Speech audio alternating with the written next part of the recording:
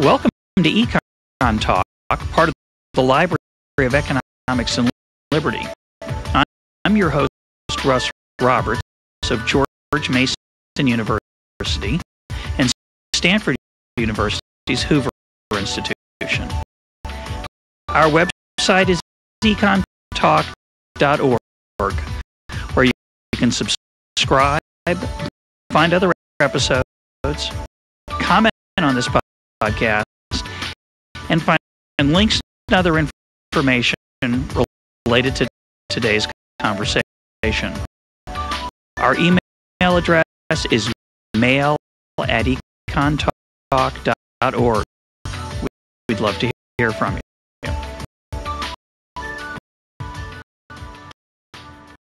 My guest today is my colleague here at George Mason University, Don Boudreaux. Don is the chair of the economics department, and we blog together at Cafe Hayek. Don, welcome back to EconTalk. Good to be here. Don, I want to talk about an issue raised by one of our listeners who wrote in an email. How do you distinguish when the government or the market is the more appropriate route for fixing a problem? I want to talk about the standard economic mainstream approach to this question and what I think is missing in that analysis. And if we have time, I'd like to turn to some applications, in particular policy areas.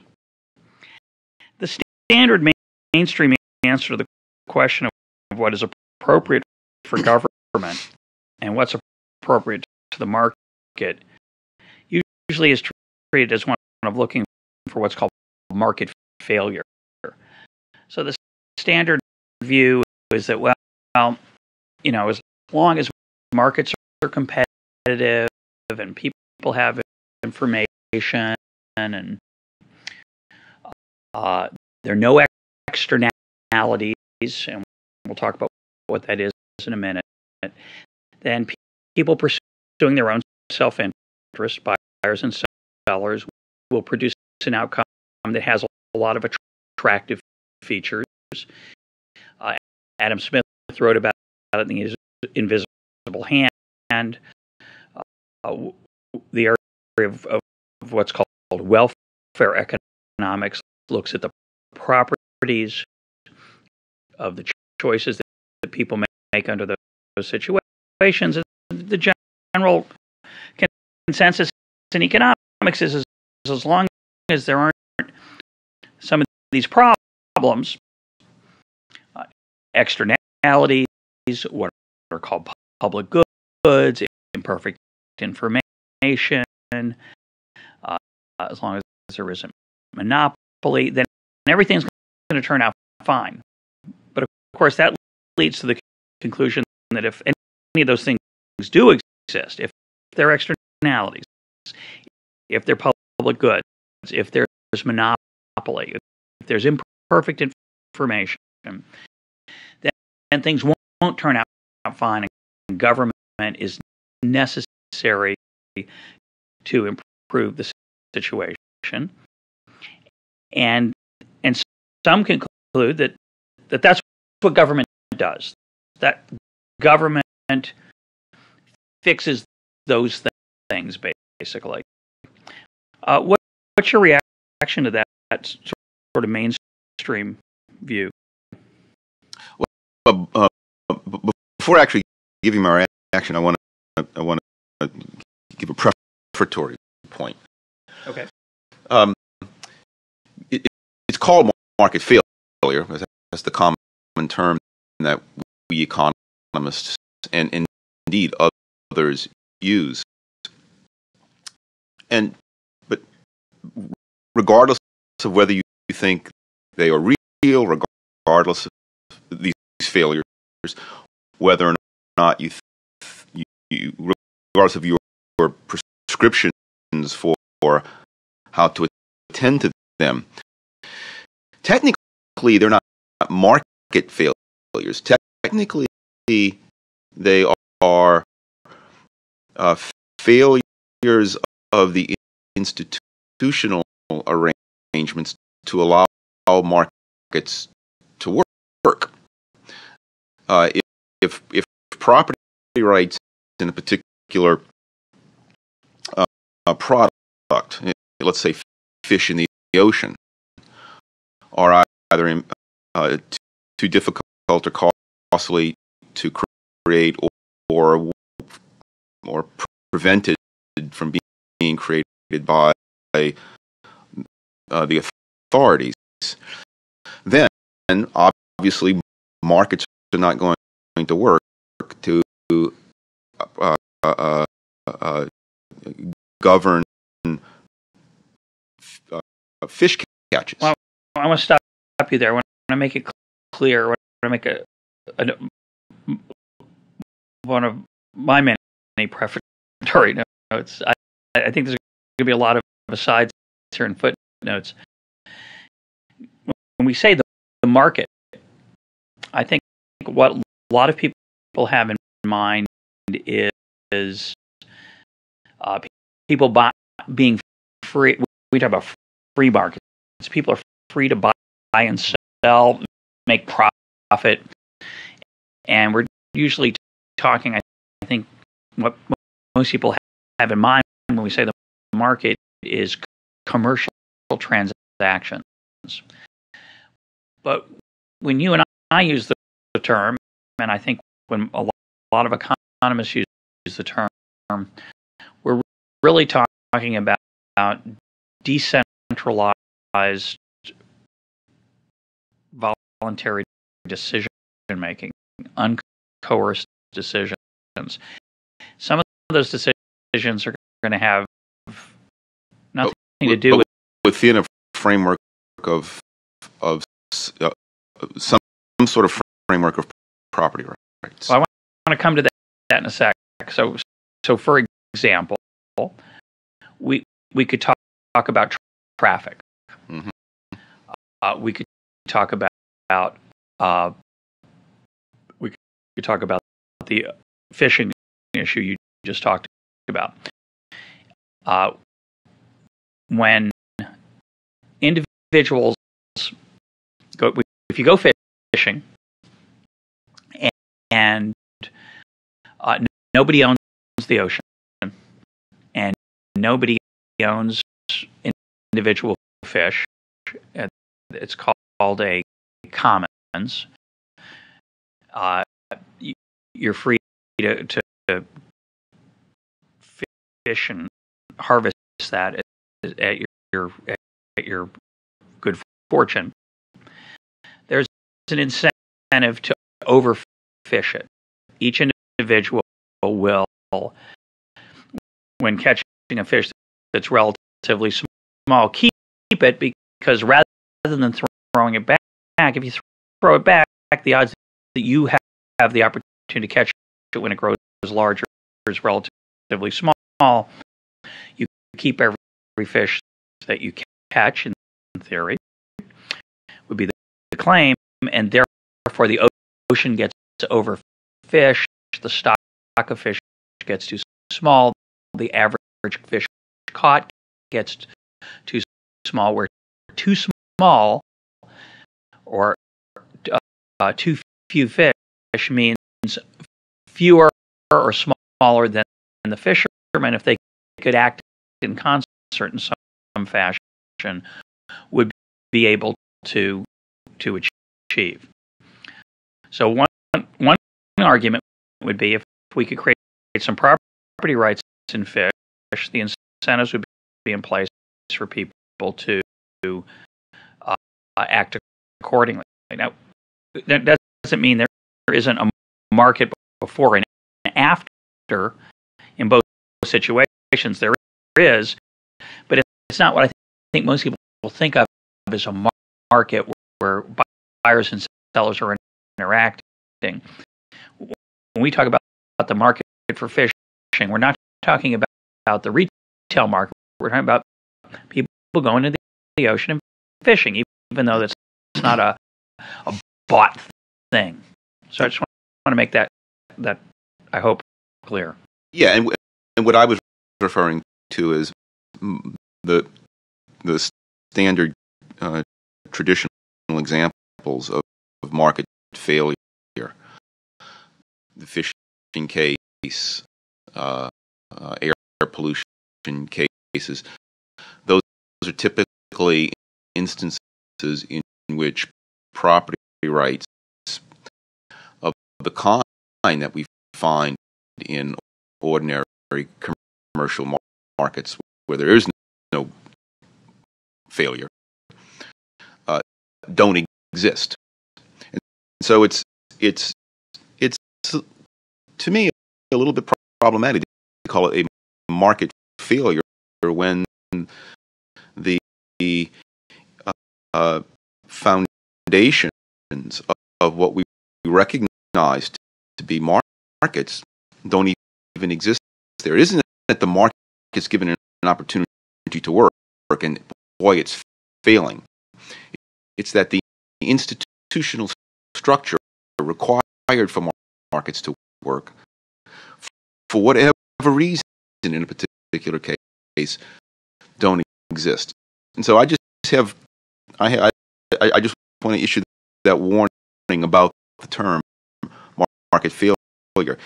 It's too embedded in the literature and popular discourse to change it now. But the purpose of this podcast is to get people to think a little bit more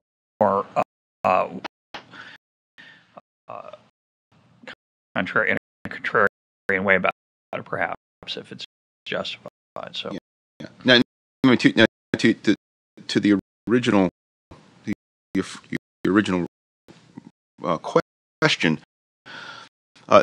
that is, as you described it very well, the standard view, of course, among economists. I think it's probably a little bit more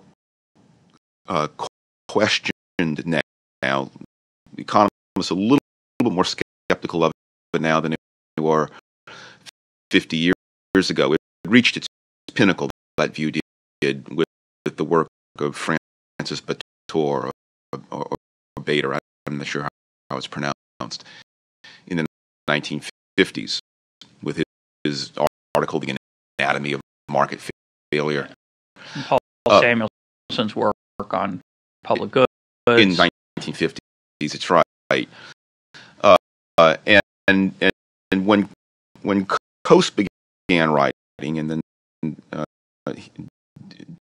Aaron Director, and later Coase himself, editing the Journal of Law and Economics, a much more sophisticated, institutionally rich picture of how markets work or don't work, and why they work and don't seem to work in certain circumstances, started coming to light, as opposed to just looking at high theory and equations and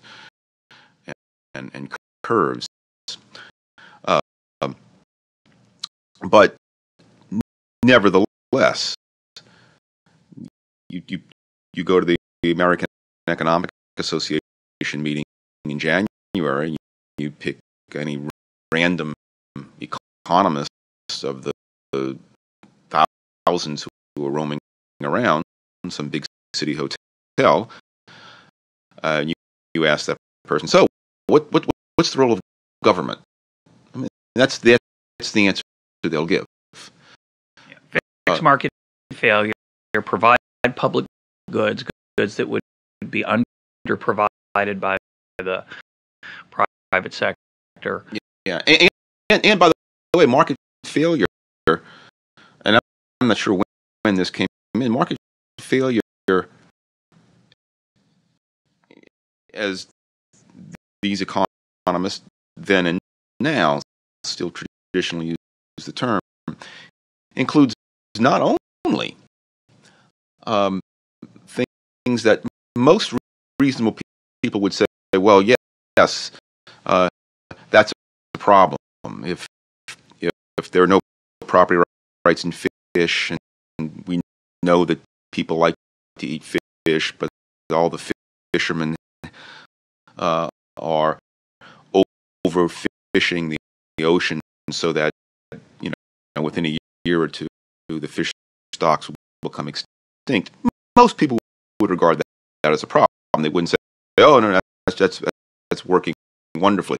We may disagree on how or even whether it should be fixed, whether the cost of fixing it are worth incurring. Most people would think it's a problem. But other things that are often described as market failure are a little bit more nebulous. Economists typically, oftentimes, describe unequal income distribution as a market failure. Yeah, it's not clear why that's a market failure. I can see how you might go down that road, but that's in a different class from the core set of market failures that inevitably turn on the absence or sufficient development of private exchangeable property rights. And the more general question of there are things in the world we're not happy about, what should we do about them? And some people would put unequal incomes as an example of that. There is still an issue of whether it should be fixed collectively in a public way through government welfare programs and taxation, or whether it should be fixed collectively in a private way through charity and other social institutions, religious institutions, voluntary associations that would help people who are not doing well. Mm-hmm. So that it's some of the issues we're going to talk about are going to come into play there, but I would like to focus. Let's keep with this issue of so-called market failure. Let's go back to the issue you raised of fishing.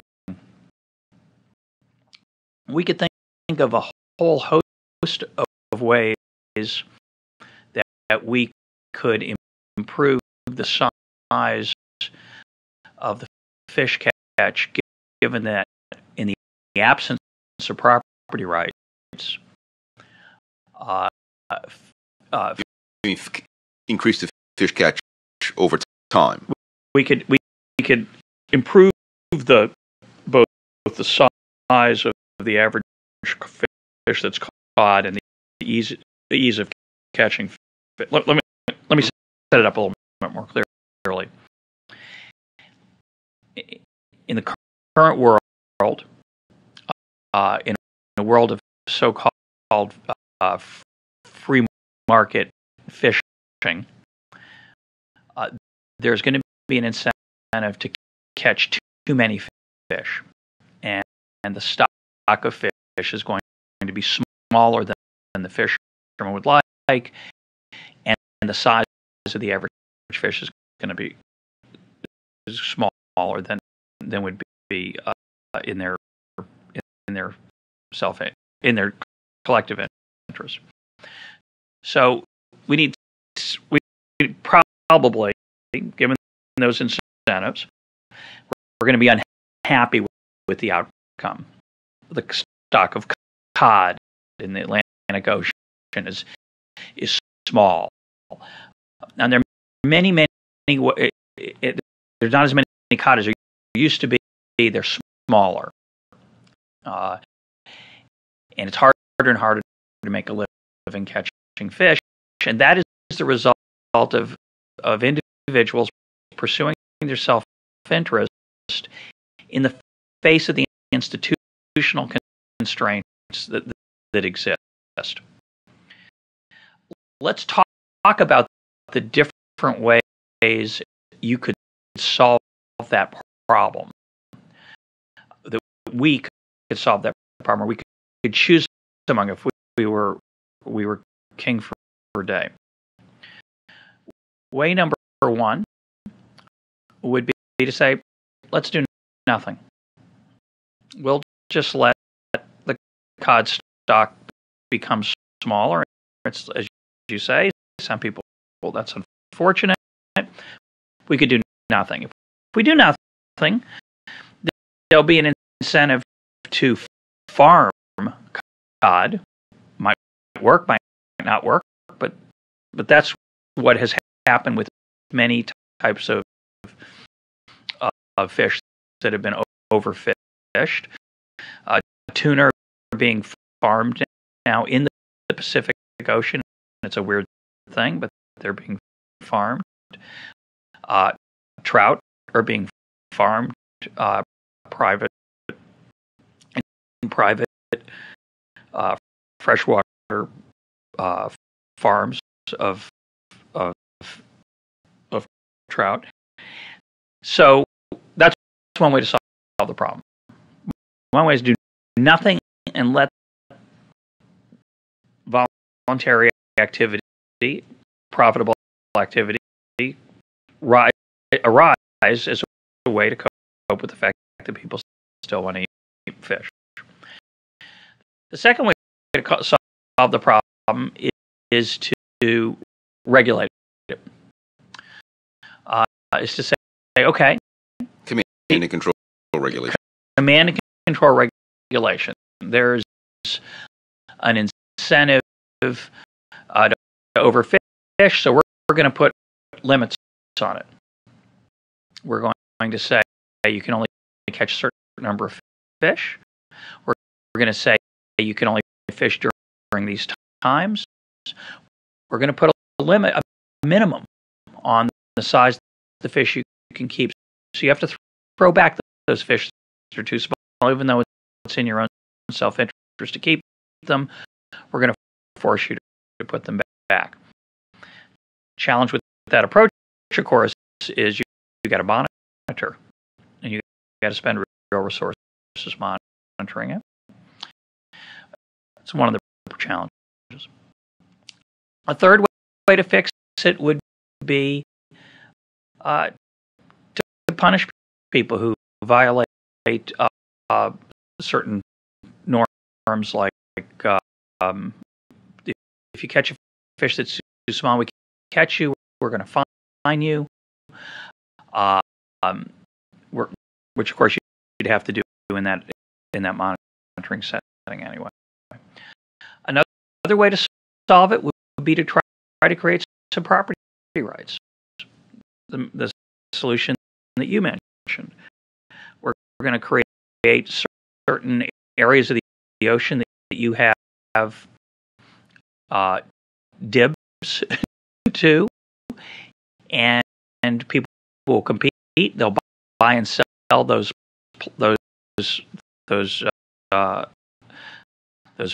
property rights for those. That'll lead to a different outcome. A fourth would be do nothing and see if there are going to be social norms that will evolve. There are many things that are unregulated where it's considered gauche, unethical, immoral, repugnant to do the wrong thing. Littering is an example of that. It's against the law to litter in most places, but most people don't litter, not because it's against the law, but because they feel guilty. They feel it's the wrong thing to do. So social norms are another way to cope with that. So those are just, I'm sure there's more. I don't know if you can think of some more, but those are just some ways we might deal with the problem that the private incentives in the absence of property rights rights don't work so well. I think the relevant question I'd like our listeners to think about is, of those solutions, which one will government choose, and which one would we like them to choose? Which one's going to be most effective in terms of cost and outcome, and which one is going to be most attractive from the perspective of politicians? Those two are not necessarily the same thing. No, you know, one of the things that we at George Mason, the economics department here, is justly well known for is public choice scholarship. And public choice scholarship, as it was done by Jim Buchanan and Gordon Tullock, starting nearly 50 years ago. In Charlottesville, was the insistence upon what strikes most people today as just almost a banal point, but at the time it wasn't, that government is a human institution just like markets, and it is illegitimate to presume that government is going to work in the idealized way that we can imagine it working. It's just as illegitimate as it is to presume that markets will work in the idealized way that we can imagine them working. Shockingly to me, however, the notion of government as ideal problem solver still seems to be the default mode for a lot of people. It's confusion between what we'd like and what is. That's right. And so for all the decision making, for all the institutional quirks and imperfections that distort decision making in the absence of government command and control oversight. There are a whole host of institutional quirks and imperfections that distort decision making in the public sector. Now, it still may be, of course, having said just that, it still may be that in a particular situation, government control, government regulation someone may conclude that government regulation is the better solution to just letting things alone or seeing what will happen in the market. But it's an unfair, not unfair. It's a scientifically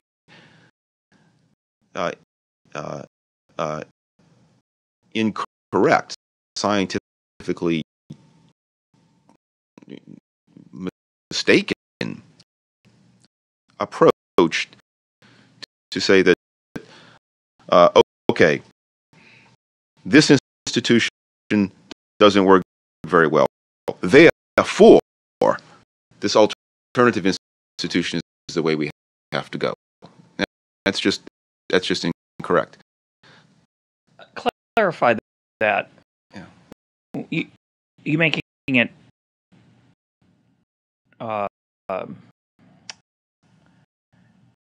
it sounds so obvious, but I think for a lot of people this is an extremely shocking and surprising idea.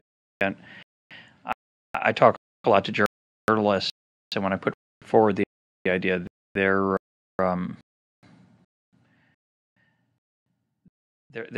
sometimes either offended or bewildered by it. So let's make the claim clear. When you talk about government as a human institution,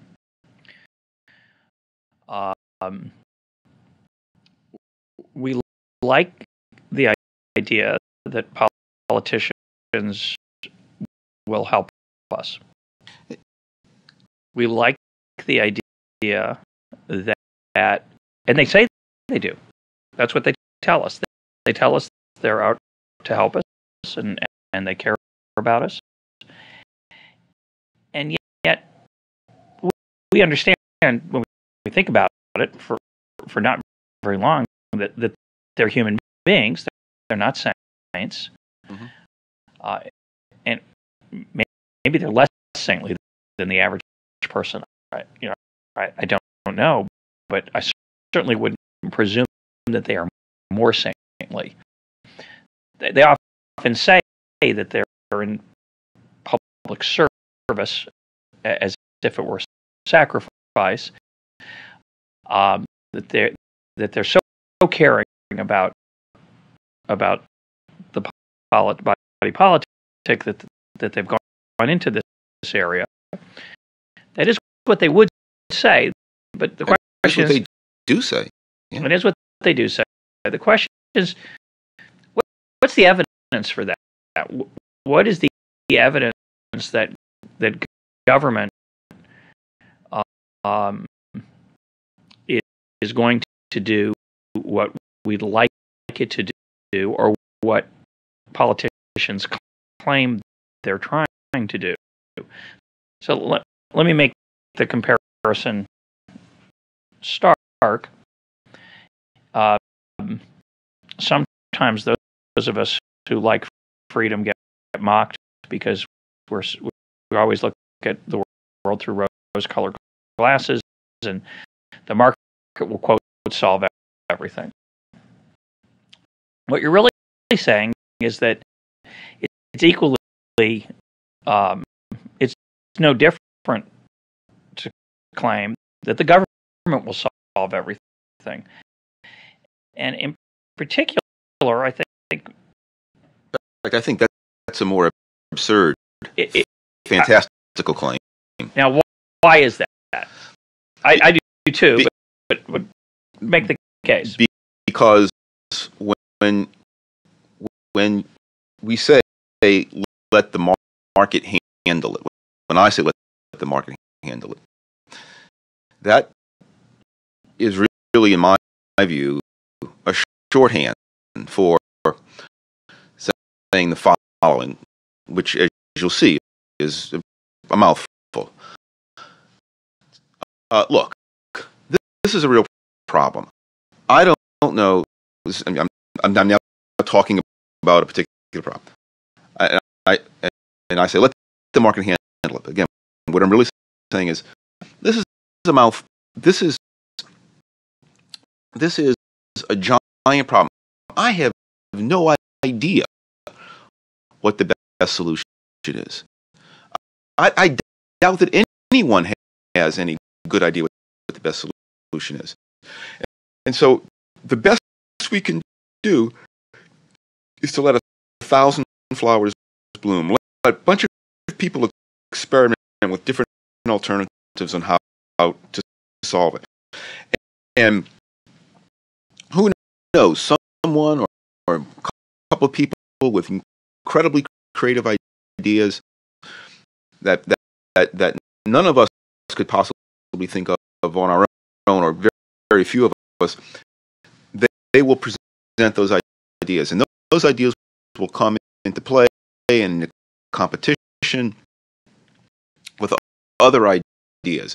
And out of that widespread opportunity for creativity to arise, and out of the competition among the different ideas, we will more likely get viable approaches to deal with the problem than we will if we say, oh, let government handle it. Because then we're saying we're identifying one institution that is going to be in charge of dealing with the problem.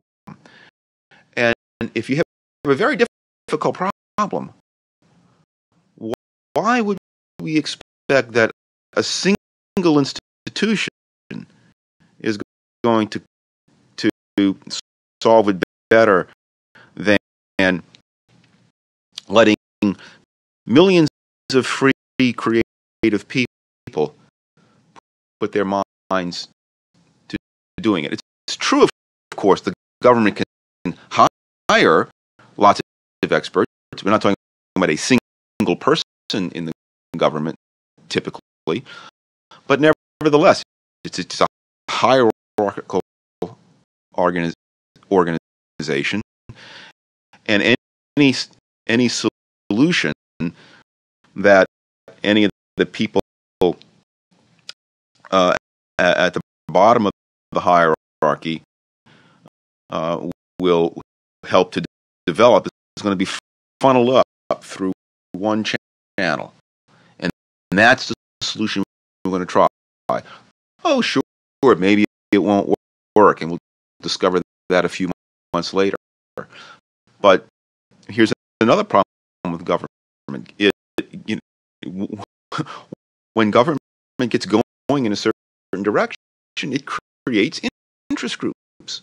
It creates interest groups in who have an incentive to keep this, to maintain the status quo, because they're getting paid for that.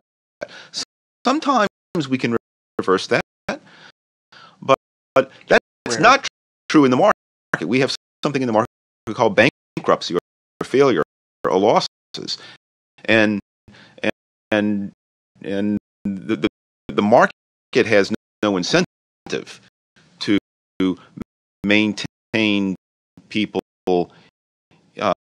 in their pursuit of what proves to be later mistaken courses of actions that don't generate net benefits to the public. And so I think saying let the market handle it is really a much more sophisticated and humble way of approaching the problem and saying, let government handle it, because the latter presumes that experts exist and can be dependent upon always to act in the public interest. Okay, I like those points, but I guess I would think about it in a different way. Let me give you a different way to make that argument. Let's take a particular example. Let's take the example of pollution. And there was a problem in, I think it was this in the 80s, when smokestacks from electricity power plants were putting sulfur dioxide into the atmosphere, and it was drifting downwind and affecting people other than the people who lived in the area, and there was demand to suddenly be done about it. Now, what was done about it is the government mandated that scrubbers be put on these smokestacks, a particular form of technology that was unbelievably expensive. Do you remember how much they cost? I don't remember how much they cost, but they were very, very expensive. Yeah. I want to say, well, I'll look it up. We'll put a link to it up on the site. But they were unbelievably expensive, and it's a very static form of technology. That's what people had to use for quite a while. And for all I know, they're still being forced to use it. But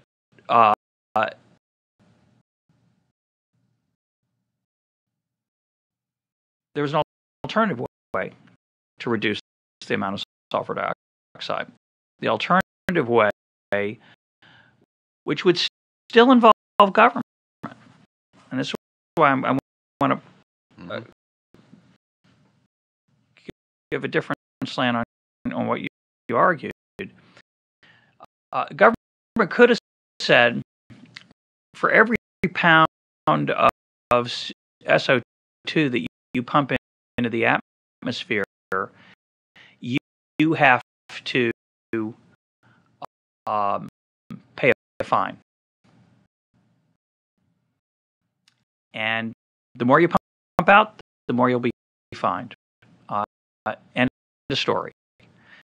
That gives people an incentive to go out and find ways to reduce the amount of sulfur dioxide that they put out in the atmosphere.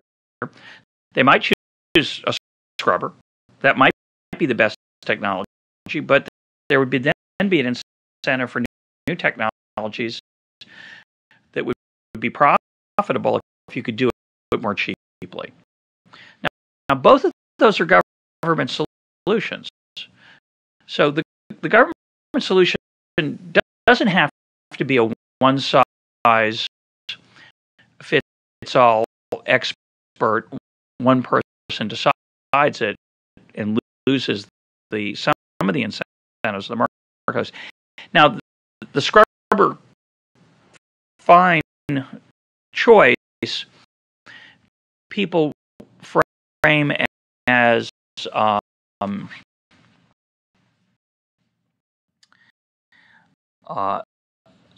sometimes they call that fine solution a market solution, or they might say that, which actually what we actually ended up doing now that I remember, of course, we have tradable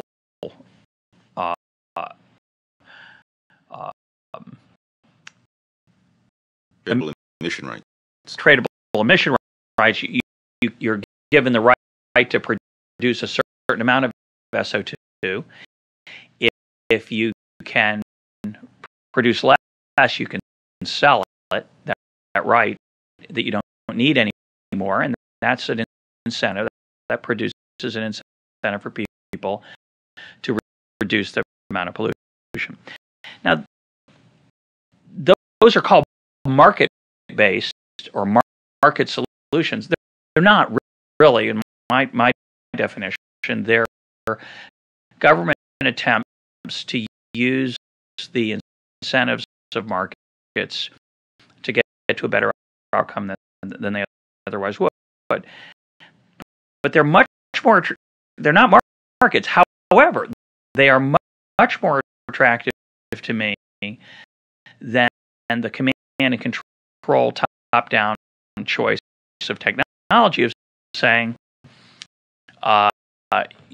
scrubber or go to jail, scrubber or shut down. So for me, I'm always going to look for solutions solutions that are more decentralized rather than centralized. Unfortunately, government officials, and I don't want to use government as we've been using it as a decision maker. There's no such thing as the government decides. Actual politicians have an incentive to typically to avoid decentralized solutions and to prefer centralized solutions. So the example of the SO2 tradable emission rights, the sulfur dioxide, is an extremely unusual one. Most of the time, the government imposes the scrubber technology. In the case of automobile pollution, the government put in place requirements that cars have catalytic converters. That's a good thing. It reduces the amount of pollution. A polluting of the air. Nobody owns the air, so we have a breakdown in property rights that we talked about earlier. The result is that people tend to pollute the air. And so a government regulation in that case could do a good job of making the world a better place. Unfortunately, the way the government chose to do that was a way that was politically, and how I use the phrase government chose to do it, the politicians who were making that decision chose a way to reduce the amount of air pollution from cars in a way that was extremely ineffective, which was to force cars to put on catalytic converters. It looks like it works. It did work. But unfortunately, there was a much better way to do it, which was to tax or fine car makers for polluting a certain amount in the engines that they produced. The reason that would have been better is at the time of the catalytic converter regulation, the Honda engine already produced less pollution than its competitors. It was below the level that the catalytic converter was going to produce. But Honda was required to put that catalytic converter on anyway. Why? Answer: well, because political forces were in place to handicap a foreign competitor. GM and Ford and Chrysler, their political power was such that they could force Americans who wanted to buy Hondas to pay more than they otherwise would. Nothing to do with economics. Nothing to do with making the world a better place. Everything having to do with making GM and Ford and Chrysler more profitable. It also turned out that GM held the patent for the catalytic converters. So, strangely enough, the government decided that a catalytic converter was a really good thing. So, my point I want to emphasize is that the political forces you're talking about are always going to push government into directions that are going to reward people who are powerful. And I want to make sure that when we advocate for these kind of issues like pollution control, that we advocate for a particular type of pollution control. It's not enough to say private individuals acting in their own self-interest will often pollute, and therefore we need regulation. That's true. Regulation has the potential to make the world a better place, but not every kind of regulation does it equally well, and some ways do it much better than others. The Honda story is identical. It's identical in its essentials to the story to what happened with the coal burning power plants. I forget the exact details. It's been a while since I read the book by Bruce Ackerman and Andrew Hassler, I think is his name. And they recount, this was the 1977 Byrd Amendment to the Clean Air Act, where Senator Robert Byrd, who had a lot of seniority, at the time I think he was Senate Majority Leader, he saw the Clean Air Act threatening the coal mines that are so prominent in his home state of West Virginia. And the problem was the coal in West Virginia is, as I understand it, closer to the surface, but then is coal out west, and so it's less costly to extract than coal out west. However,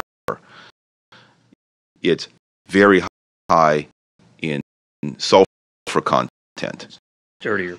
It's dirty. It's dirty coal, and so my if my memory is right now, I could be wrong. My memory could be faulty in the details here, but it's something like this: that when the Clean Air Act was first passed, there was the power plants did have the option of this, to choose how to reduce their emissions, and so they switched to the more costly but cleaner coal from out west, which is what we'd want them to do, because the real cost of the coal is actually higher when you include the pollution effects. Yeah, the firms could have imposed put scrubbers on if they want, and so Byrd came along and said, no, you must put scrubbers on, regardless of the kind of coal you burn. Now, and the scrubbers effectively got rid of much of the pollution, and so now obviously, if you're a owner of a coal burning power plant, you're going to buy the cheapest coal possible, because you have to have the costly scrubber anyway. Right. So you're not going to bother to paying for the high-priced coal. You're going to buy the cheaper, higher sulfur content, low-priced coal. So two interesting things about this fact. One is it's pretty clear evidence that government does not always act in the public, purely in the public interest. Clearly, Robert Byrd was doing this in order to protect jobs and profits jobs and profits in West Virginia. And the other interesting thing is the environmentalists supported to maybe there were some exceptions, but by and large, environmentalists supported the Byrd Amendment, and there's no obvious environmental reason why they would do it. The levels of pollution were not changed in any significant way, not reduced in any significant way. Just was a more costly way to get to that. It was a more costly way, and so so this tells us something about the motivation behind a lot of politically active groups, environmentalists included, but others as well. But in this case, we're talking about environmentalists. They have a strong incentive to signal to their contributors and potential contributors that they're on the job, and so the accuracy and the efficacy of the particular things that they lend their support to and advocate is often sacrificed, or is less important to them than the signals that the impressions they make. That the impressions they make, and so you know they I'm sure this is long before, I don't remember back then, but I'm sure they probably sent out brochures and mailing. This is long before email, saying, oh,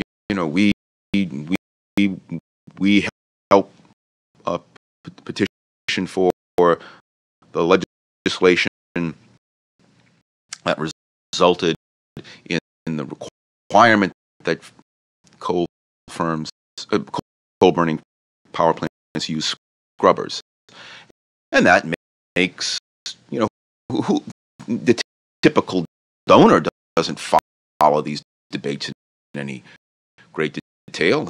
The typical donor gets the flyers. Oh, this is great. The XYZ environmental group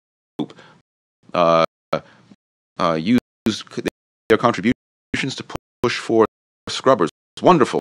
They're saving the earth. And of course, in that case, they did no such thing. It had nothing to do with saving the earth. It had something to do with it was a strange coalition with the Senate Majority Leader at the time. One answer to that would be, well, the best is the enemy of the good. Political process is imperfect, and that was the best they could get out of the deal, and that's so they supported it. And a lot of times the so-called reality of politics, so the compromise is inevitable. Is invoked as a way to justify things that are really not very attractive. But let me move to an application which is a little bit broader, which I think a lot of people are uneasy about, who are oriented toward a free market philosophy, which is antitrust. When I started this conversation, I said, there's a lot of results in formal economic theory about the virtues of decentralized private free market outcomes. if markets are competitive, if there are no externalities, blah, blah, blah, blah. Now, a lot of people stumble on that competitive thing, and I think it's a real problem with our education and the way we teach people economics. Mm-hmm. We teach people in economics what's called the competitive market. And unfortunately, I think a lot of undergraduates are taught that means an infinite number of firms selling a homogeneous, totally identical products, all selling entry. Yeah, and totally free entry. I said homogeneous. Free entry, perfect information about what one price for all the transactions that take place, because there's perfect information, and that maybe that works for wheat, but everything else is not competitive, and so there's oligopoly because there's not an infinite number of sellers, or worse, there's a monopoly, and I think people then jump to the conclusion that one of the important roles of government is to make sure that markets are competitive. And one thing we all agree on, I think across the political spectrum, is that competition is good. More is better than less. Usually, although some people claim it's wasteful, put that to the side. But most people think that competition does help the consumer. So the more firms there are, the harder it is for them to make a profit, the better off consumers are going to be. Harder it is for them to make abnormal profits, excessive profits. Yeah, excessive profits, gouging of the consumer. And because in the back of the whole invisible hand argument that we rely on is about the constraints of power. Mm-hmm. So in our worldview, power is constrained by competition. In the more activist, centralized, government-oriented worldview, regulation is what restrains power. We all agree that people are greedy.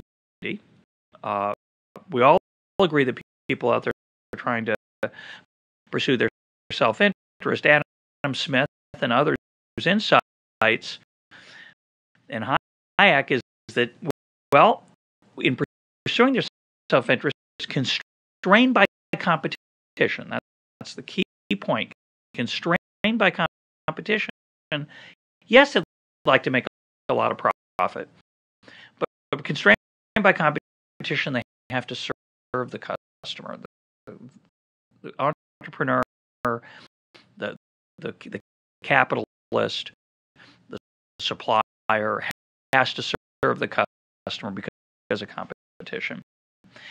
And therefore, the implication is without that competition, the consumer will be taken advantage of and exploited. So my question is that an area where government is going to make the world better? A lot of people who love free markets argue that the key central role of government is antitrust, because you got to make sure that markets are competitive. Yeah. True or false? false.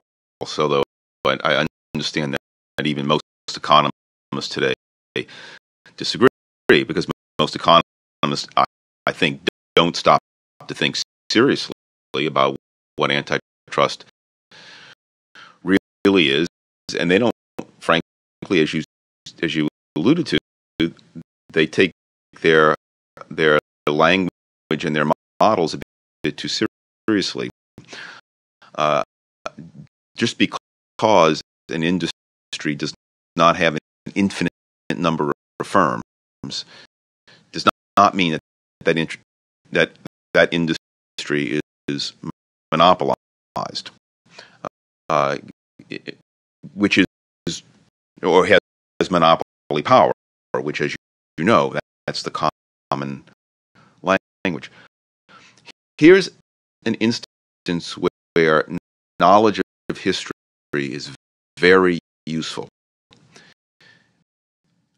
Let me say before I go on, historical pedigree doesn't prove anything about current reality, but it does shed light on that reality. So one of the few pieces of serious archival research that I've done in my career is on the history of U.S. antitrust laws. Of course, the first people say the first antitrust statute in the world was the Sherman Act, which was passed in July of 1890 by the U.S. Congress. That's not correct. The first pieces of antitrust legislation were state antitrust statutes that were enacted beginning in 1889, so just a year before the Sherman Act, and they continued to be enacted at the state level in 1890 and 1891, maybe even a handful in 1892. And you look at the origins of these statutes. I have to interrupt here. I think most people say, well, the origins were, well, you have the robber barons. That's right. They went out and they were making a lot of money. They had monopolies. They were exploiting the consumer, and so the government had to step in to help people. That's the standard story. Prior to the Gilded Age, up until say 1870 or so, America was a decentralized, highly competitive economy, and then for whatever reason, maybe the railroad, the telegraph, just personalities, who knows? The Carnegies, the Rockefellers, the James B. Dukes, all became very, very powerful. We had these robber barons. They started screwing consumers, and then Congress looked at this and said, by golly, we can't let this go on, and so we'll stand up for the little guy. We'll pass the Sherman Act, and because we care about consumers. The first the first hint that this story is maybe not all that accurate.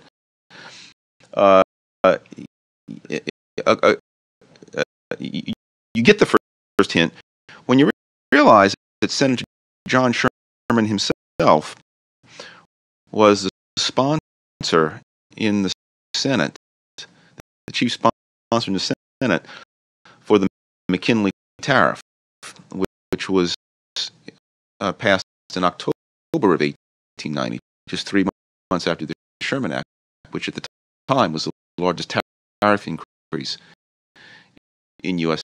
history. And so in July, he was the consumer's friend, and in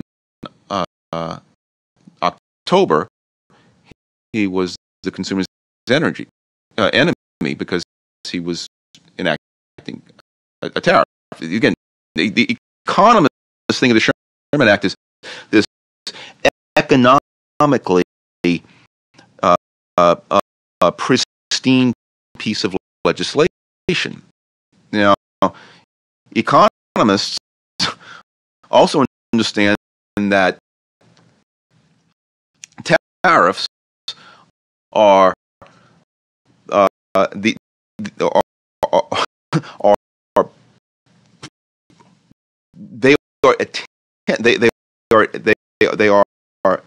tool for granting monopoly power to certain domestic producers. Put that aside. It was because of that I and some other colleagues at the time started researching these things. And so what we discovered is that the industries that were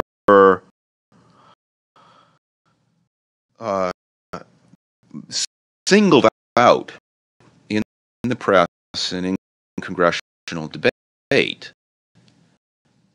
and in state debate as being among the most monopolized. They were, number one, they were industries that were growing large on a national scale because the railroads were growing and telegraphs were spreading. But prices in those industries were also falling by more than the average price fall. It was a period of slight, gentle deflation because outputs were increasing so heavily, and it was a gold standard era, so the money supply wasn't increasing. And outputs in those industries were expanding by more than outputs in the economy in general. And so if you just look at the evidence, this was first gathered, by the way, as far as I know, by my former GMU colleague Tom DiLorenzo in a really fine 1985 article that he published in the International Review of Law and Economics. And so there's no evidence of monopoly. Let's get the claim straight. So the claim was that these giant corporations, these large companies were exploiting consumers as sort of the received wisdom. Standard Oil, American Tobacco, Carnegie Steel. And yet, apparently, even though they were growing, which on the surface might lead you to conclude that they were powerful because they had a big market share, they were not using that market share to exploit consumers. They were actually benefiting consumers. Is that the claim? That's exactly right. That's exactly right. Hard to believe. Well, look, you can look at the data, and there it is. The prices in those industries were declining faster than the prices in the economy as a whole, and the outputs were rising faster than the outputs in the economy as a whole. So then you look at who actually lobbied for antitrust. It was producers. It was the small, and this is a relatively unknown story, although Gary Leidkamp, also the great economic historian, he was at Arizona. He may have moved, but Gary did this work independent of myself and Tom DiLorenzo. We both came to the same conclusion just about the same time, that it really got sparked by activities in the meatpacking industry. One of my great heroes is Gustavus Swift, who was a middle-class butcher in Boston, and he had the brainstorm that he could make a lot of money by centralizing the slaughtering and distribution of beef, chicken, and pork. So he set up a slaughterhouse in Chicago, which was a major rail terminal, and very quickly, in a matter of years, just a few years, he was shipping beef all across the country. He also had the innovation that had come along of the refrigerated rail car. Refrigerated railroad car, which enabled him, because prior to refrigerated railroad cars, all slaughtering had to be done pretty much on site. So those are the days when butchers were truly butchers, not just meat slicers as they are today. And so he was shipping beef, lamb, and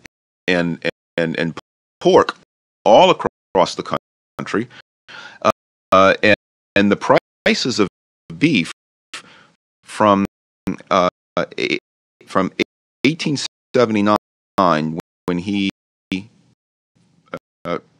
shipped his first load of slaughtered beef east to Chicago to his brother, for his brother to sell. By 1886, the price had fallen for the consumer by about 30% in real terms. That's a huge decline.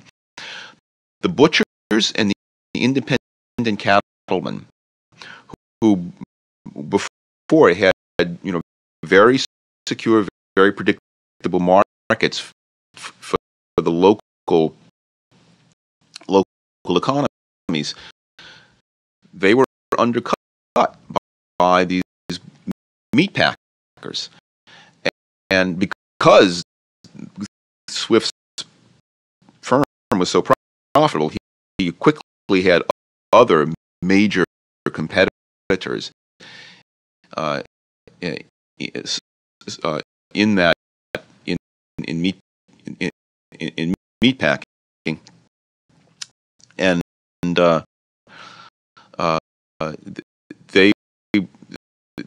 was a hugely explosive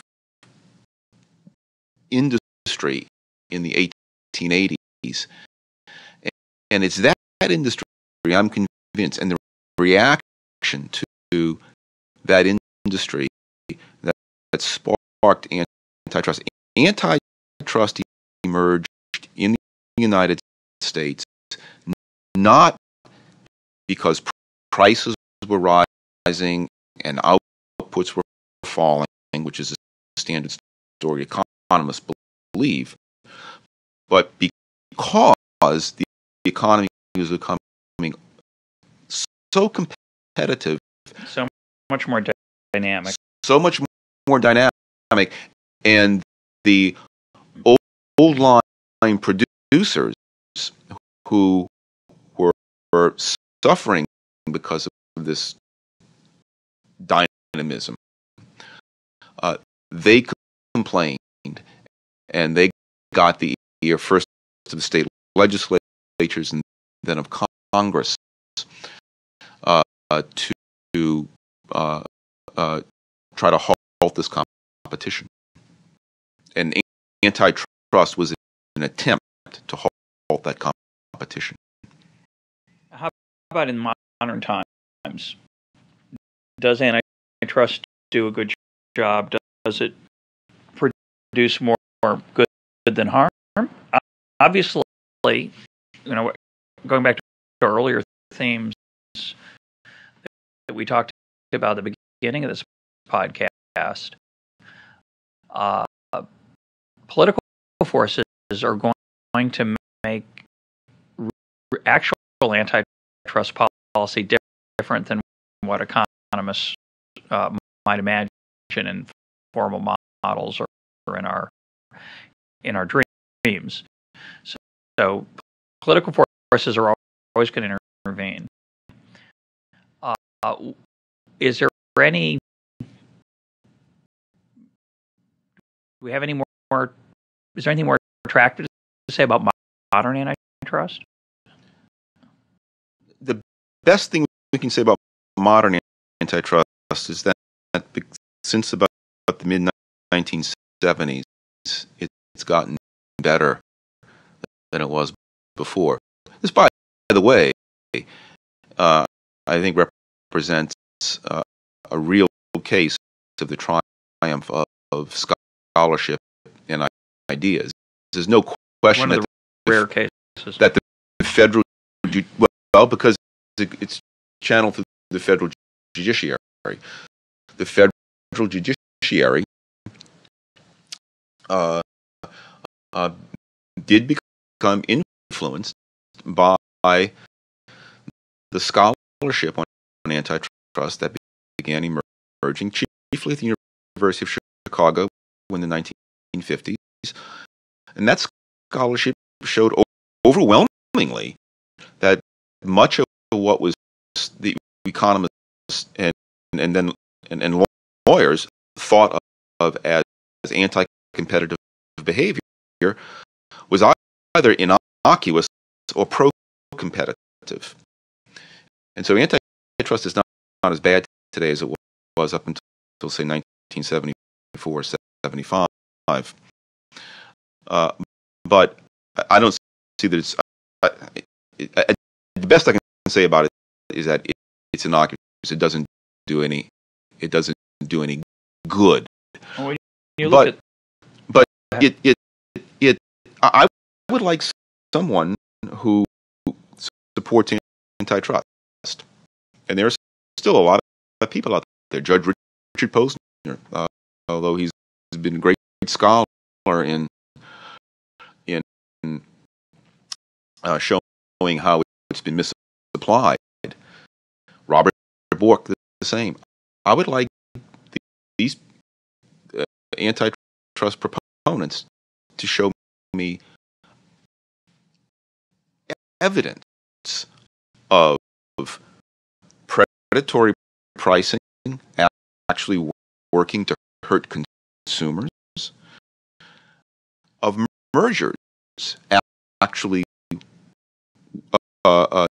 going through and leading to long-run consumer harm, of firms growing large and truly being secure, so secure in their size that they raise price, reduce quality, and lower output beyond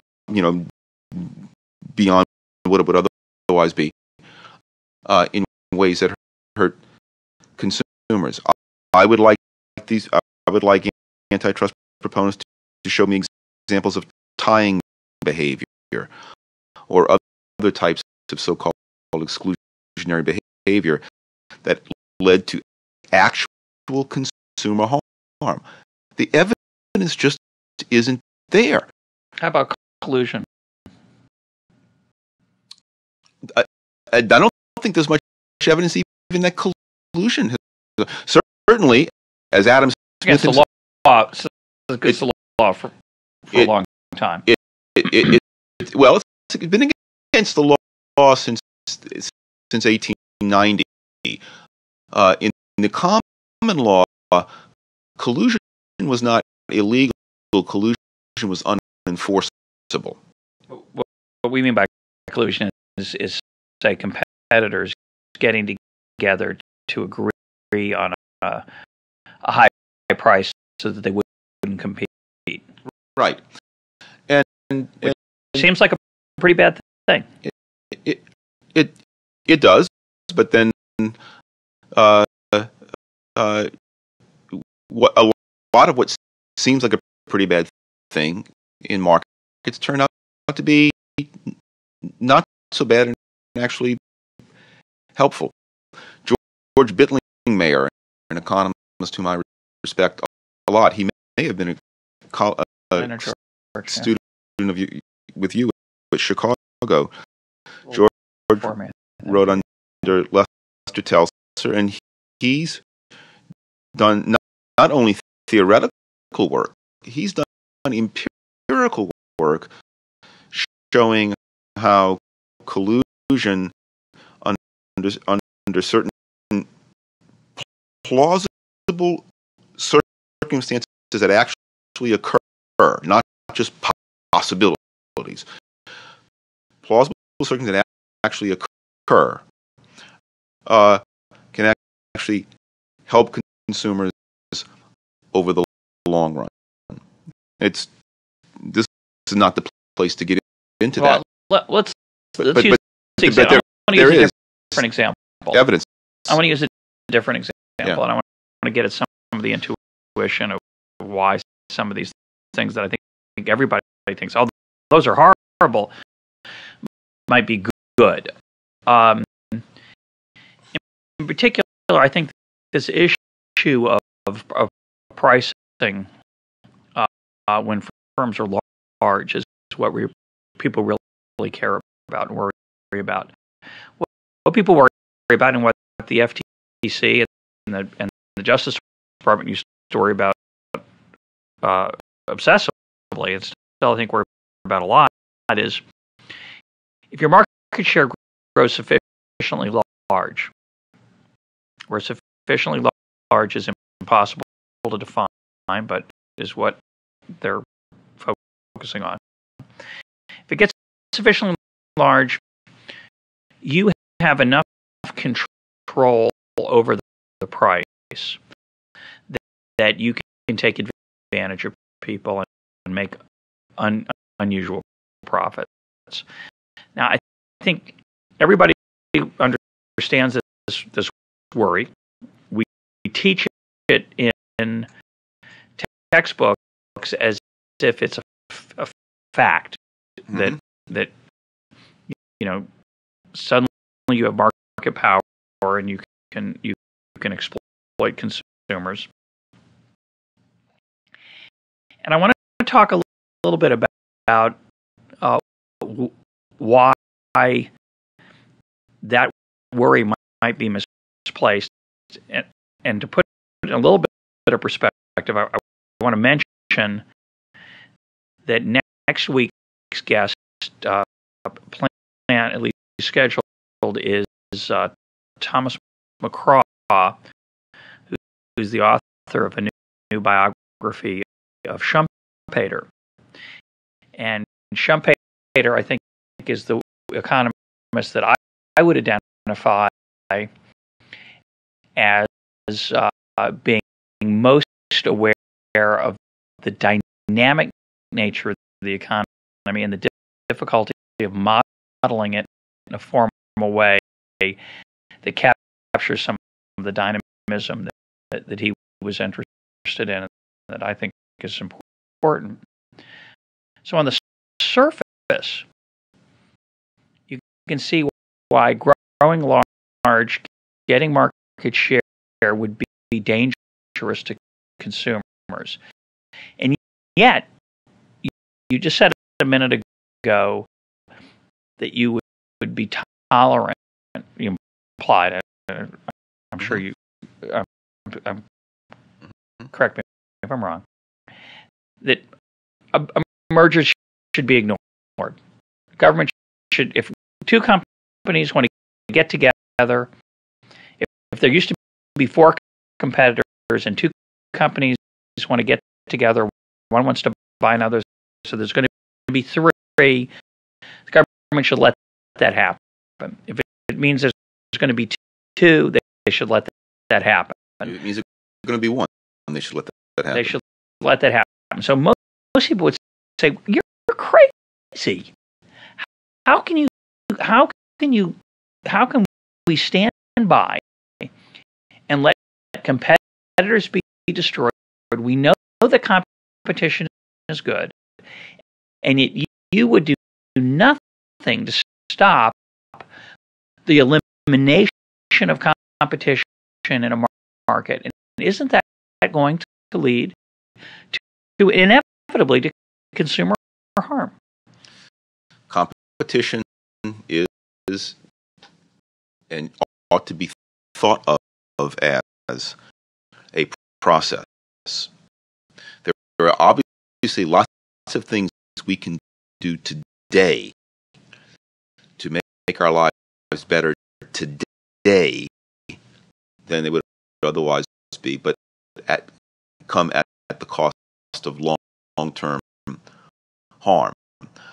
I can throw the example I like to give is, on a cold day, I can throw my dining room furniture into my fireplace rather than walk outside to get wood.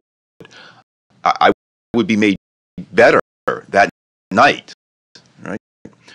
But obviously, over the long run, I'm made worse off. I have So you're claiming there's a long-term benefit from letting firms swallow each other or get really big and make really big profits in the short run. It's hard to imagine. So give me the case.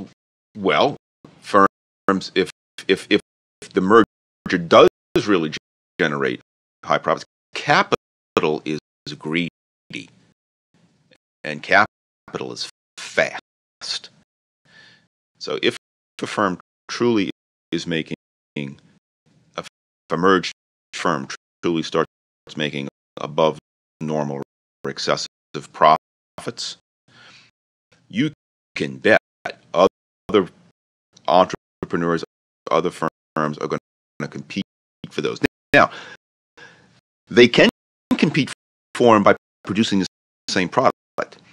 But you mentioned Schumpeter, and one of the brilliant things that Schumpeter pointed out is that competition by trying to imitate what other people is doing, that exists.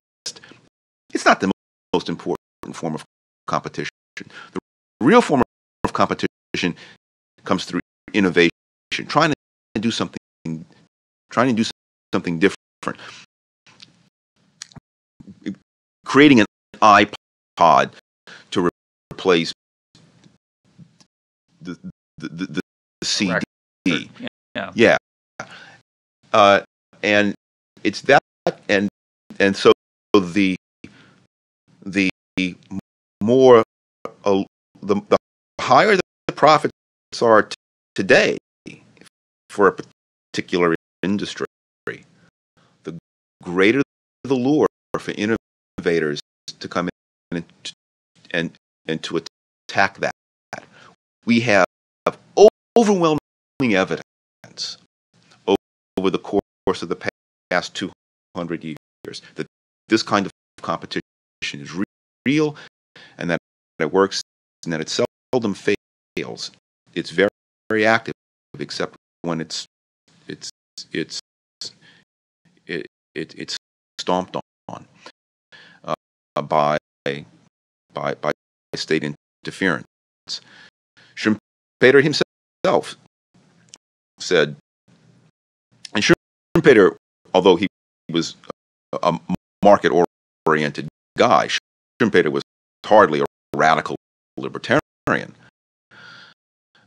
Schumpeter himself says in Book 2 of Capitalism, Socialism, and Democracy, which is where he lays out this case for dynamic, innovative competition, that the only source of monopoly power is government. That firms just can't get it any other way, because they're always subject to the gales of creative destruction and the buffeting forces of entrepreneurs trying to take their customers away. Well, let's take a couple examples. I think in our lifetime, of course, you're always, it's hard to know how many of these are the result of the threat of government prosecution for various behaviors. So we don't live in a world of, in the modern world, it's hard to know exactly what large firms would do. And when we look at some large firms, we see that they act very competitively. Walmart being the most obvious example. They're the largest, most successful retailer of all time. They pride themselves on low prices, and they keep pushing prices lower and lower. Now, I think the economic... If they were already a true monopoly, if they truly felt they had monopoly power, economists cannot explain why they keep lowering their prices. And I think if we look at the intuition of that, I think the intuition is that they have decided, as have many other large successful firms, that the best long-run strategy, just like you were talking about what's good for the long run, not just today, the best long-run strategy for them is to continue to innovate in their distribution chain and their technology, push prices down, and drive volume, and so make a small amount on a lot of sales. And the reason that's attractive, of course, for them is that it reduces the potential of losing their business to other competitors. Anytime you push your price up as a way to exploit your potential monopoly power, you do invite competition. Now, there's a large literature out there in economics that says, oh, but you can raise your price, because if you do, yes, competitors could come in, but you can always lower prices back down, drive them back out of business. And there's a big theoretical literature on this. Now, it turns out it's very, very rare. It's very, very rare that we see large firms lower prices, raise them back up when competitors come in, drop them back down, and jerk those competitors around so that they never enter. Now, I think the defenders of those models would say, yeah, see, that's how well it works. Those competitors never even come in to start with. But I don't think that's what's going on. I think what's going on is that they just drive prices down in their own self-interest. That's what they think is the most profitable profitable way given the threat of actual competition, and they eventually lose those profits because not from somebody who does it better, not because they raise prices and exploit consumers, and eventually someone improves the lives of consumers, because someone comes on and does it. It comes along and does it a totally different way, and destroys that market opportunity for that company. But in our lifetime, the largest antitrust cases are rather ironic. IBM is the most. It was the one that during my days in graduate school. IBM was a big, dangerous monopoly. They had a large share of the mainframe computer business. By the time the government case was finally finished, which I think ended with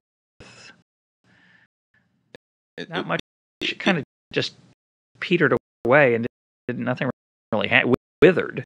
Yeah, I think it went on from 1968 or 67 to 82, something like that. Very long case, yeah. And by the end of it, it was obvious that IBM had no monopoly power, and was basically eventually, very soon was going to be on the verge of extinction. The mainframe business became very unimportant, and the desktop computer became much more important. And IBM thrived in that for a while, but then was struggled and eventually has lost that market share to Microsoft. So, in many cases, large antitrust cases, the underlying economics turned out to be totally wrong. There really was. It was a highly competitive market.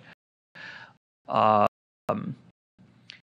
you want to give any other examples of where these kind of?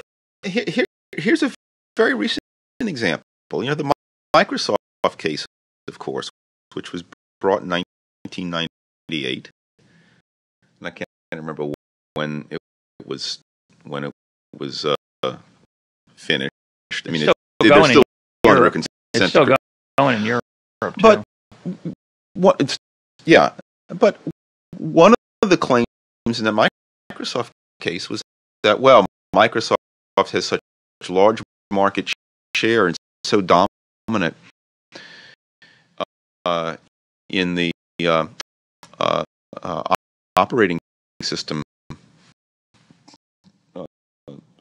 software that it's going to now just going to grab markets for all of its applications.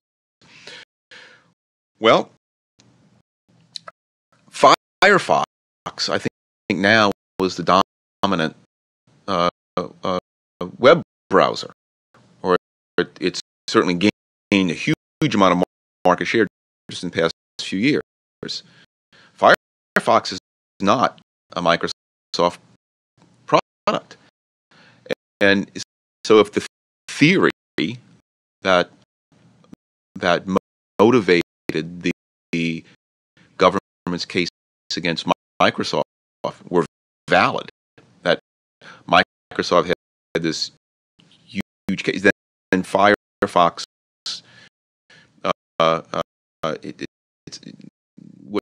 now. Well, I guess someone can say, well, but Microsoft they tolerated Firefox because they were afraid they'd get hit by government. I forget. I do forget the details of the what Microsoft could or couldn't do, but people are still complaining that Microsoft has all this power. But ironic. Great research done by Stan Leibowitz and Steve Margolis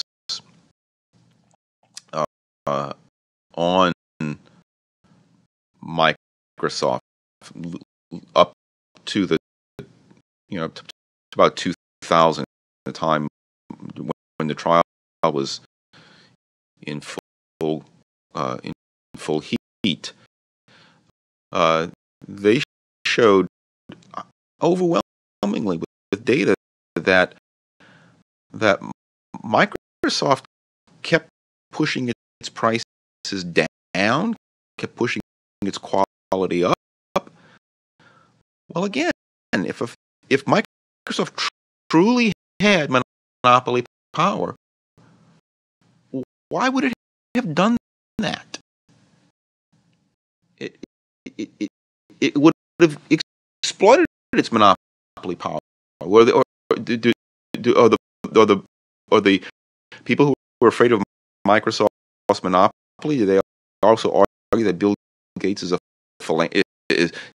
being philanthropical on the business side? On the business side of his thing? But I think the argument there would be that was all just, again, they were constrained by the threat of antitrust. I don't know, but I think that the key point that I would learn from that is... But even if that's true, let's say, even if that's true, right? Then if there'd been no antitrust laws, they would have exploited it. That's the claim. But then why was the case brought? I mean, because things seem to be working okay anyway, right? Well,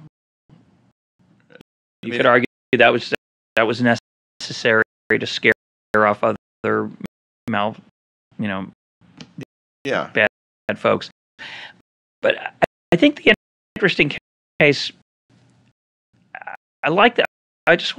We're almost out of time, and I want to emphasize this dynamic point and the process point that you made.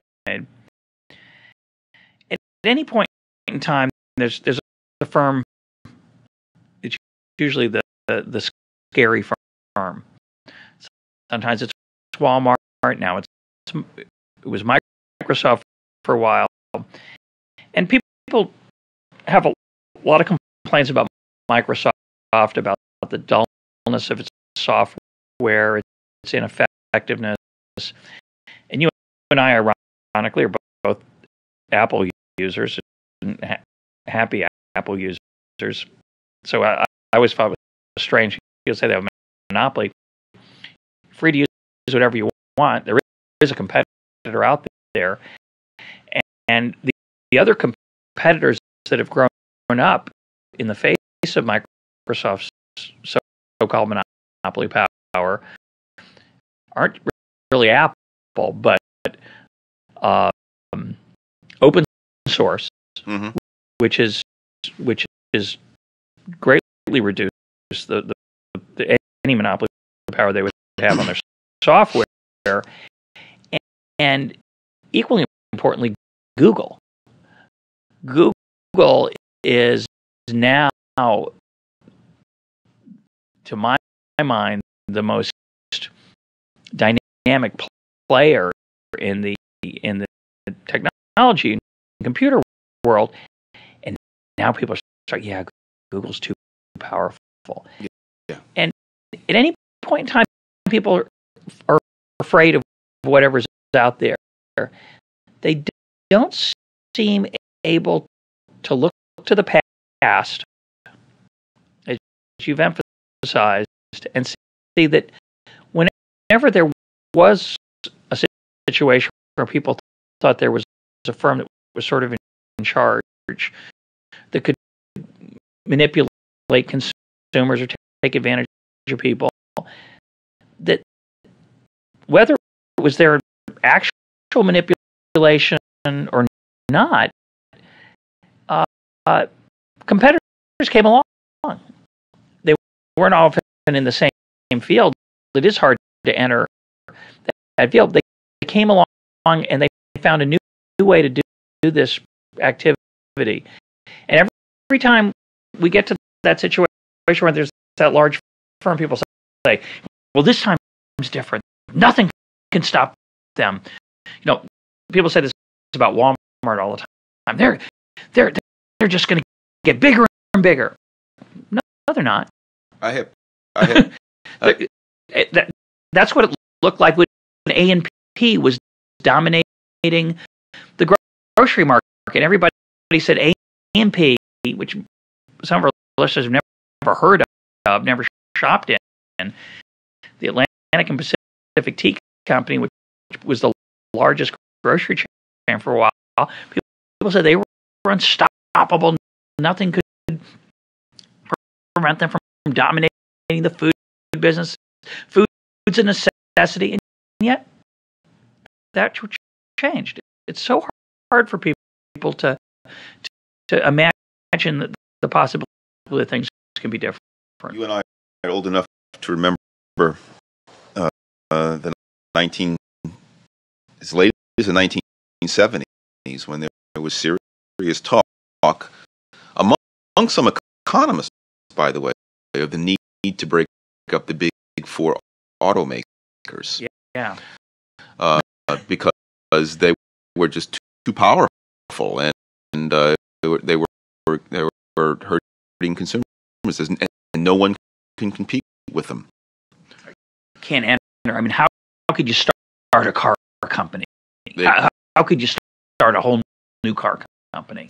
Yeah, and of course, I mean, that looks silly now. I mean, these companies are on the ropes, and in the future, I have a prediction. I don't know. It's a cheap prediction in a way, because I may not live to see it. I don't know when it will happen, but I'm pretty sure that if we don't live to see it, our children will live to see it. Walmart will one day go bankrupt, and there will be commentary about how sad it is, about how the changes in this new economy are just destroying a venerable American institution. We grew up with Walmart. We got accustomed to it. It's done wonderful things for our world, and now it cannot make a dollar. It's going bankrupt. What is wrong with the American economy when Walmart is going bankrupt? That will happen. It will happen. It'll happen with Microsoft too, by the way. Just as it happened with IBM. And it may be, well, they're not bankrupt, but they're not doing what they used to do. It's the same. When they went out of the computer business, there were all these laments on the radio and in the media. Oh, this is terrible. Iconic firm. Yeah. It will happen, and that's the nature of a dynamic economy. So I don't worry about what's happening today. I worry about what's happening over the longer span time. One of Schumpeter's many fine points in Book 2 of Capitalism, Socialism, and Democracy is to point out that maximizing output today is done at the expense of reducing output over the long run. Meaning, yes, we can break up firms today and get lower prices and higher output. We can regulate firms today in a way to get lower prices and higher output. But that because that sends out bad signals, because that interferes with the genuine competitive market process. Entrepreneurs and capital, less of that's going to come in, and so over the long run, output will be lower, quality will be lower, and prices will be higher, and consumers will all be worse off. Well, let's come full circle. I think we always have an impulse to try to improve on our situations, whether they're private or public situations. We look at our lives and we say, our personal lives, we say, yeah, I can do this better, I can do that better, and we try to make things better. We do that at the public level too. We say, well, this outcome isn't quite what we'd like, and I wish there was a way to do it better. And there's always a tendency to say that a directed, top-down, coordinated approach would do better than the uncoordinated approach, that the decentralized approach that we're arguing for here, that both of us are friendly toward. I just want to remind our listeners that appeal is so universal. It's so deeply embedded in us to turn to some directed and controlled solution. And the case you just gave is it's just such a nice example. We have a bunch of big firms. Let's say they've gotten a little bit sluggish. They're not as dynamic as they used to be. They're not as innovative as they were. They try hard to stay innovative, but we know as firms get bigger, one of the things we didn't talk about is as they get bigger, it gets harder and harder to harness. They have certain advantages, but it gets harder and harder to be creative and innovative. And so there's a natural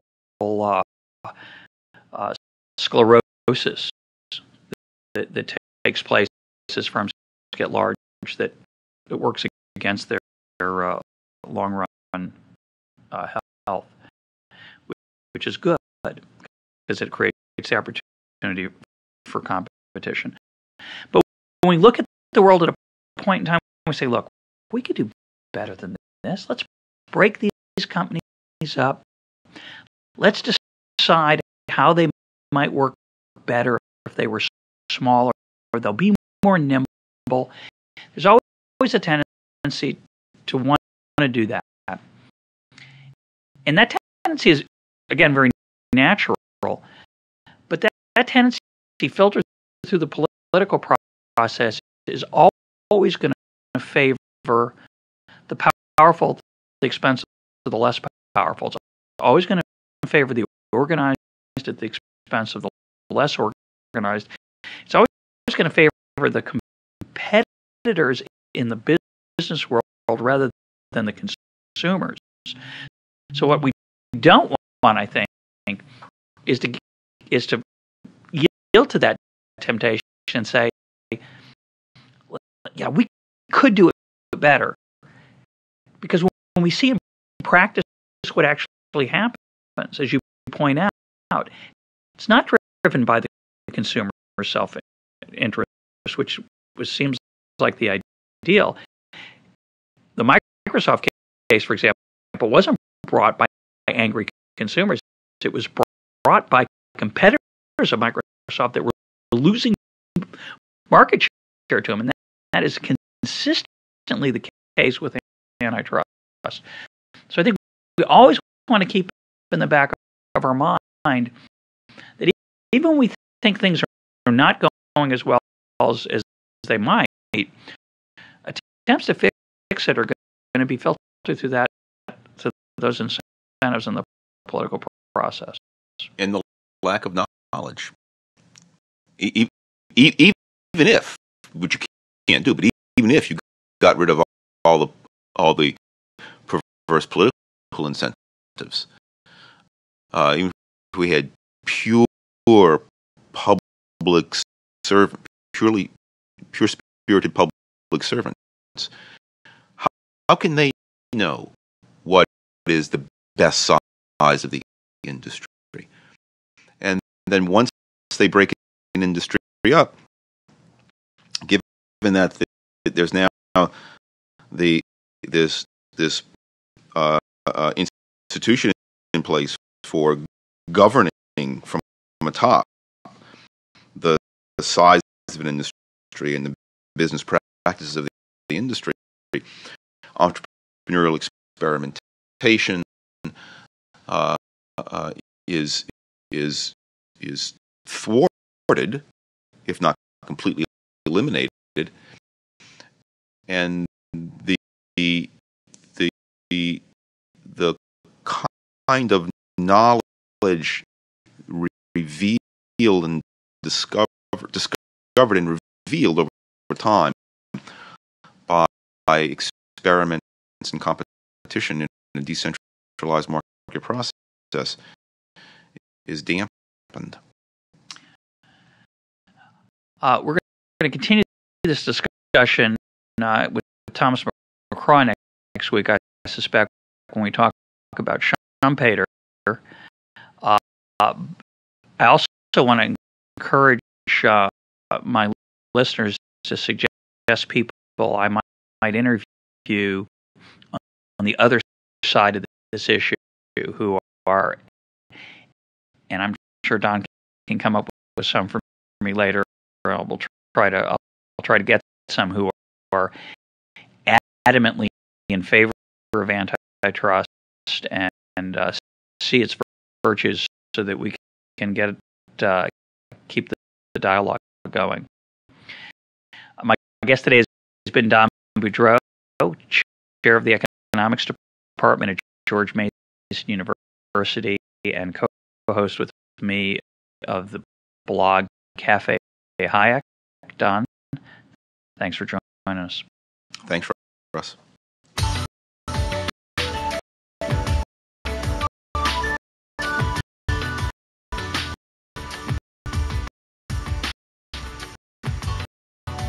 This is EconTalk, part of the Library of Economics and Liberty. For more EconTalk, go to econtalk.org, where you can also comment on today's podcast and find links and readings related to today's conversation. The sound engineer for EconTalk is Rich Goyette. I'm your host, Russ Roberts. Thanks for listening. Talk to you on Monday.